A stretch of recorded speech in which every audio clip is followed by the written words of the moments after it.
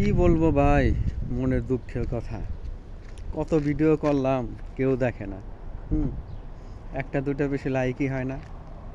তো কীভাবে বলবো, মনের দুঃখ, মনের কষ্ট। তো এটা কেউ বোঝে না, বোঝার চেষ্টাও করে না। যেখানেই যাই সেখানেই ধোকা খাই। হুম বিদেশে আসছি টাকা কামাতে, এখানেও টাকা কামাতে পারতেছি না।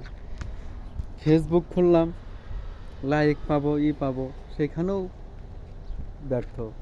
ইউটিউব একটা চ্যানেল খুললাম, ভিডিও আপলোড দেই, বানাই, দেখে না মানুষ। ভালো লাগে না।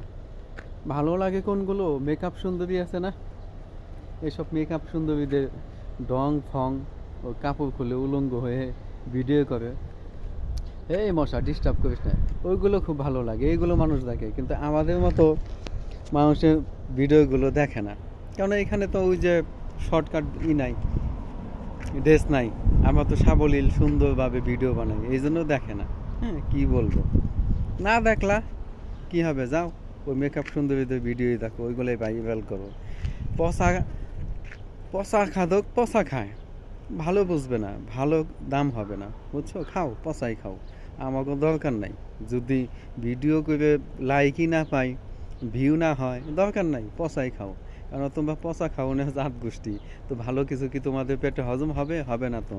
ভালো মানুষকে সাপোর্ট করবে না তো। ওই পচা, নোংরা, দুর্গন্ধ, যেখানে মাছি যেরকম পচা জায়গায় বসে, তোমাদেরও বসতো তাই, পচা জায়গায় বসবা। তো পচা জিনিসই খাও, খাও পচা জিনিস খাও, আর পচাদের সাপোর্ট করো, ঠিক আছে? আমাদের ভিডিও দেখতেও হবে না, সাপোর্টও করতে হবে না। দেখি এভাবে চলে কয়দিন, চালাবো, সমস্যা নেই। যখন না চলবে তখন ভিডিও করা বন্ধ করে দেবো। তোমরা পচাই খাও, পচা নিয়েই থাকো, কেমন? আর যদি ভালো লাগে, সাপোর্ট করবে, তাহলে ইনশাল্লাহ ভালো ভালো ভিডিও পাবা। ওকে, আজকের মতো এখানে, আল্লাহ হাফেজ।